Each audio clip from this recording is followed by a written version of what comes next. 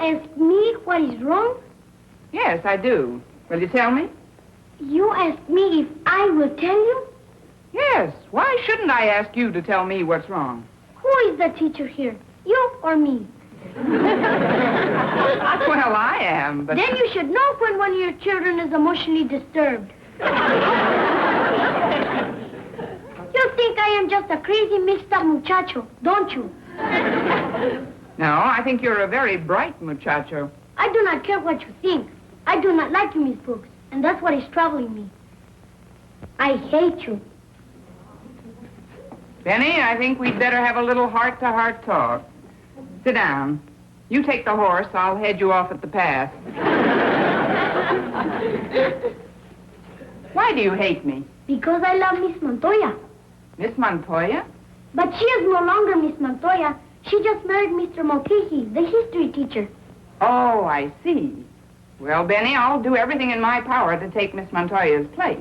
You mean you will go on the honeymoon with Mr. Mulcahy?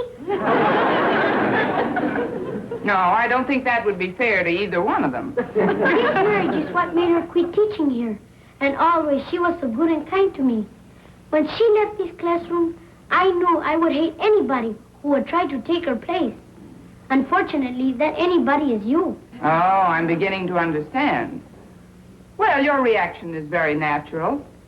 You see, if a new personality is foisted upon a child in place of someone to whom he's become psychologically attuned, the resultant emotional conflict invariably engenders rebellion. You speak Spanish, too?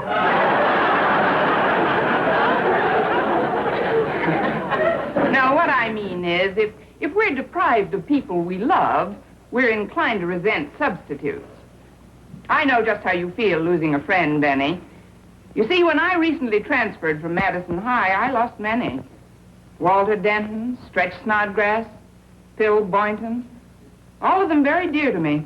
Now you have nobody? Well, fortunately, I still have my landlady, Mrs. Davis. She's my Miss Montoya, Benny. Sweet and kind, almost like a mother to me. I think if I lost Mrs. Davis, I'd flip my tapadera.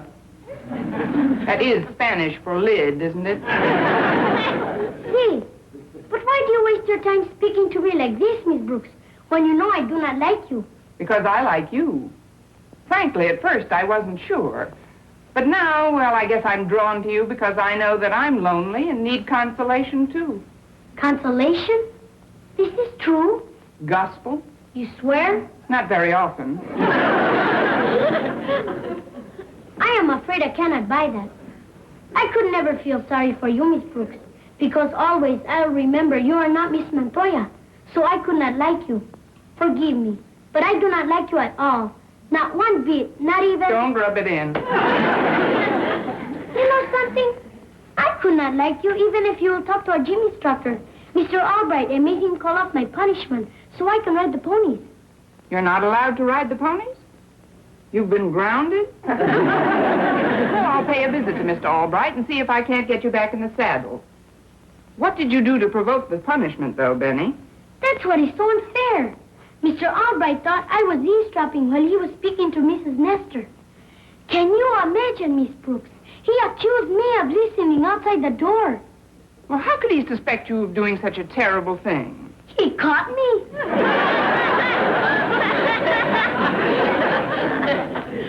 Well, you'll have to admit that's pretty good evidence, Benny.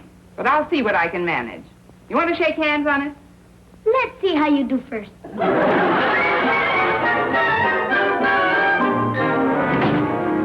What's on your mind, Connie? Romance? Business. That's my business. You know, Connie, you've really gotten to me. I'm hopelessly smitten. How do they feed you around here? On the end of a stick? You know, every time you smile at me, I hear howling. Well, that's good. Now you know that my bite is worse than my howl. Well, sheathe your fangs, Buster. I don't intend to be bitten or smitten. I merely dropped in to ask you to restore pony riding privileges to Benny Romero. For you, anything. But seriously, that kid ought to be punished. He's an incurable meddler. I don't believe that. But it's true. Yesterday, we were standing right here. After I finished my conversation with Mrs. Nestor, she strolled over to the door just like this. And when she opened it, They don't build doors like they used to. You see? Circumstantial evidence. It's okay, Benny. You're back in the Pony Club as a member in good sitting. Oh, thank you.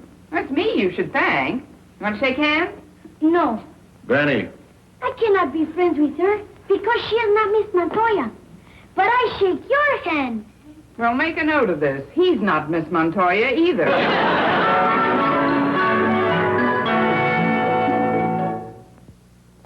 When Benny, Vice Principal Oliver Munsey, a man with a ready ear for anyone's troubles, particularly mine. Of course, Mr. Munsey is something of a dreamer, as well as an amateur inventor, and he probably would have been booted off the faculty long ago, were it not for the fact that he happens to be Mrs. Nestor's brother. Thank you.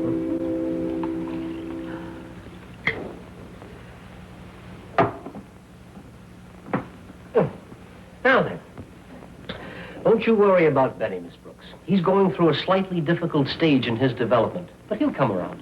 Boys will be boys, you know. I know. It's a good thing boys aren't girls, or we'd all be in a heck of a fix. That's right. Mr. Albright wouldn't know what to do with herself. Clint Albright? Is he making passes again? Not only passes, he's been trying to kick a field goal. It's just a thing.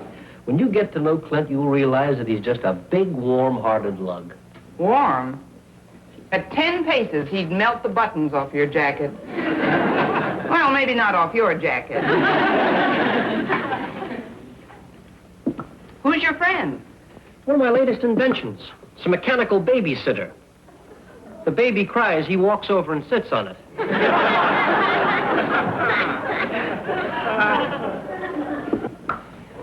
He could also come in mighty handy for jousting in water. I know something you could invent for me, Mr. Munsey. What's that? A big fat excuse. In case Mrs. Nestor finds out I was a half hour late to class this morning. Are you still worried about that? Well, shouldn't I be? You know your sister's attitude toward faculty tardiness. Last Friday when I was late, I thought she'd like to heave cyanide pellets into my classroom. Believe me, Miss Brooks, your being late this morning is our little secret. Who's going to know about it? Nobody but us chickens. They don't build doors like they used to. Good morning, Mr. Conklin. Hi, chicken. What's the good word? Cock-a-doodle-doo. And sit down. I couldn't help but overhear, Miss Brooks, because I just happened to be outside that door tying my shoelace for the last 3 or 4 minutes. Now, as loyal soldiers in this educational fortress, it would seem incumbent upon one of us to report your tardiness to our Supreme Commanding Officer, Mrs. Nestor. Oh, now really, Mr. Conklin, do you think it's necessary to... I see your lips moving, but I hear only my own thoughts. As principal, it is my considered opinion that I should be the one to rat on you. You wouldn't dare. Speaking as vice principal. Speaking as principal... Speaking as Mrs. Nestor's brother. Speaking as... Ooh, that's a good one. My lips are sealed. Your $64,000 is in the mail. Oh, what the heck. I'm no snitch. Oh, by the way, Mr. Munsey, I wish you'd put in a good word for me with your sister. If I say so myself, I'm doing a grand job here. Attention, please. Good morning, Mrs. Nestor. Hi, Winona. I wish you'd wipe that face off your grin, Oliver. Mr. Conklin, I have supplied you with an office. According to my record checks, you have been absent without leave on 3 different occasions during the morning. You will kindly explain why you left your post? Well, I was trying to find out why Miss Brooks was late for school this morning. That's keeping the old lips sealed. If you folks would excuse me, I think I hear my phone ringing.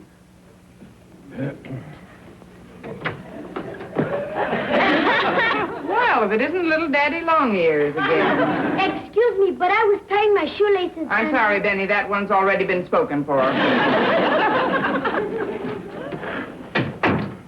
So, Miss Brooks, you have been tardy twice this week. Yes, ma'am. I'm a 2-time loser. Now, see here, Winona. There's no reason for you to be so darn strict. And if you're thinking of punishing anyone... Go play with your beanbag, Oliver. I must complete my morning rounds, Miss Brooks. You will report back to this office directly after lunch, at which time I shall speak with you alone. Yes, ma'am.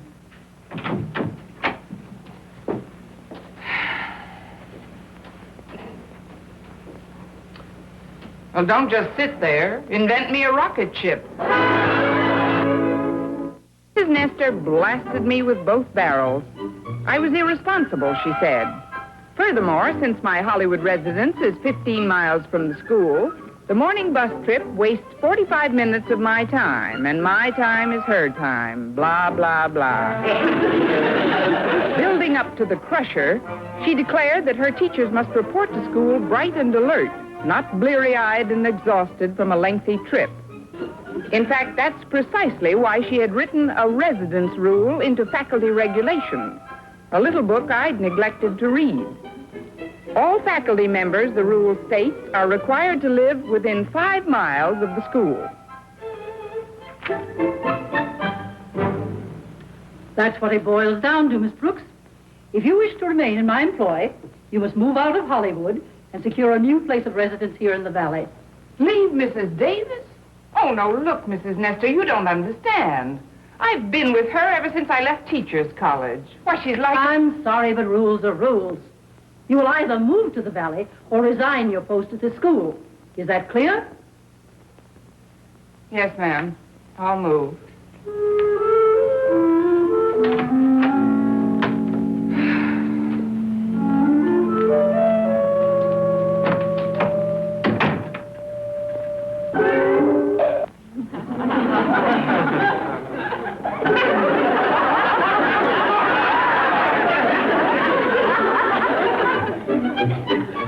Mrs. Nestor had spoken. I'd have to pack my grip and make the San Fernando Valley my home. Back in my classroom, the thought of leaving Mrs. Davis ran through my brain, kicked up a little mist in my eyes, stuck in my throat, and wound up having supper somewhere near my heart.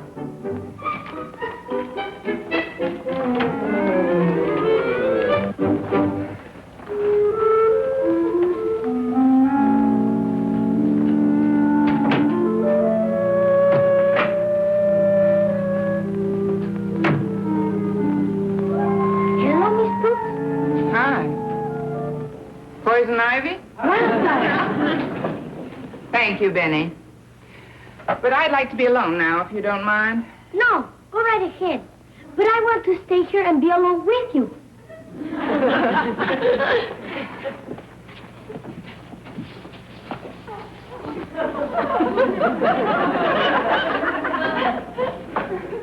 What is it you want, Benny? Don't you understand, Miss Brooks? I have come to comfort you in your great sorrow. How do you know I have a great sorrow? Wait a minute. When Mrs. Nestor and I had a little talk a few minutes ago, did you by any chance have your antenna set up nearby? Oh, very nearby. Mr. Muncie, too. You know those big, comfortable armchairs in his office? Yeah? Well, we figured you ladies might want to sit down on them. So we sat down in back of them. On the floor? It seemed a gentlemanly thing to do. I see. Miss Brooks, I have lost a friend in Miss Montoya, and now you are losing Mrs. Davis. So you see, I think we ought to have a little heart-to-heart. I'm sorry, Benny, but my heart won't be in it. Hello? Hi. I've been feeling kind of low, Miss Brooks, so I brought some of my toys over to try to cheer myself up. Okay? Sure. Pull up a floor and sit down. I squealed. Oh. Well, let's see what's in the old bag, huh? Here's a little doll I invented for babies who don't care much for their mothers. Now listen. Listen to this. Daddy! Isn't that silly? Care for it? No, thank you. A candy bar? No, thanks. It's a miniature corn popper. You wear it under your hat so you can pop it in the movie without leaving your seat. I don't care much for salty hair, thanks. My jackknife? No knives, please. If I decide to end it all, I'll just jump off the top of Mr. Albright. Miss Brooks, well, now listen. It isn't like it's the end of the world. Just because you have to leave Mrs. Davis doesn't mean that you're going to be without friends. Heck, well, I'm your friend, and so's Betty. This is true. Now that I see you are really lonely too, Miss Brooks, I realize I love you even more than I ever loved Miss Montoya. Oh, thank you, Benny. With kids like you on my side, how can I miss?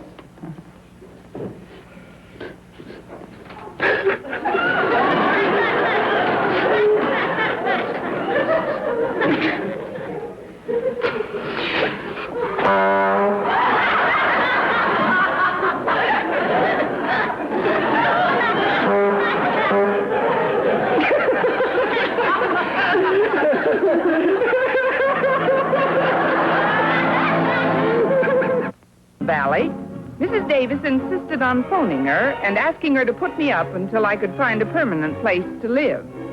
Not only did Angela consent, she kindly volunteered to send over her gardener, a Mr. Carmichael, to transport my luggage in his station wagon. Just one more suitcase to pack, Mrs. Davis, and I'll be ready to leave. Yes, dear. Remember now, let's not have any sad farewells. There's certainly no reason for tears. Of course not. That's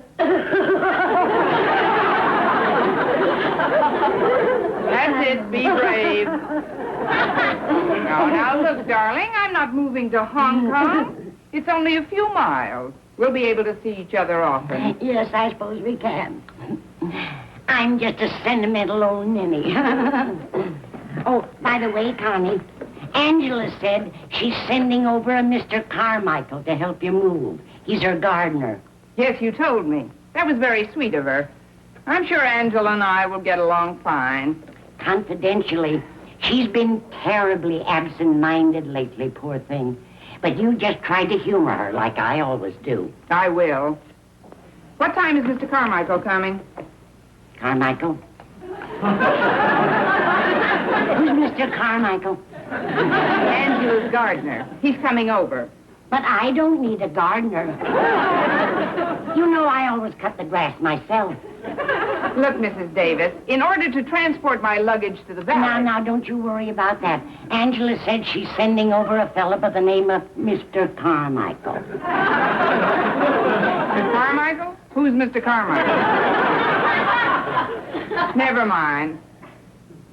What's the mistletoe for? Oh, I hung it up there right after Mr. Boynton called and told you he'd tried to make it over to say goodbye. I figured the minute he sees the mistletoe, He'll whip out his shears and prune it. Now, I hear he's been going around with a fellow teacher from Monroe High. A girl fellow teacher, that is. I guess he's packed me in for good. Suppose he has.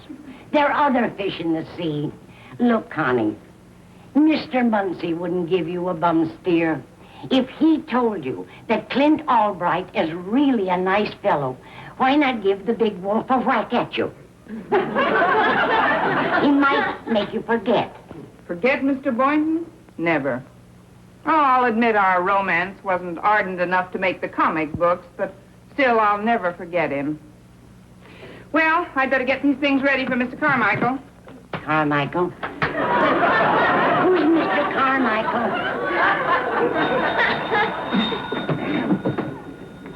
Oh, dear. I've just got to get a shorter cord. I can never remember where I left the darn phone.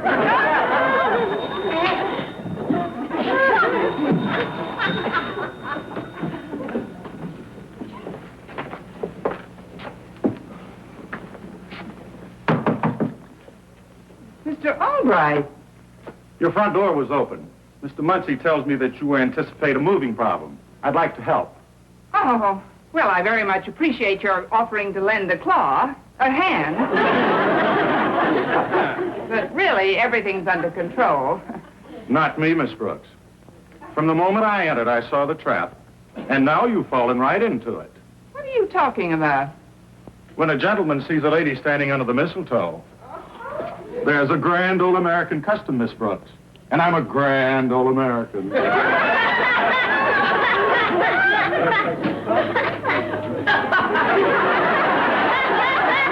For pity's sake. Is it my place to explain you're so busy you can't come over, Mr. Boynton? I'll put Connie on the phone, and you tell her you're busy. Never mind, she's busy, too. Connie, that was Mr. Boynton. Mr. Boynton? Who's Mr. Boynton?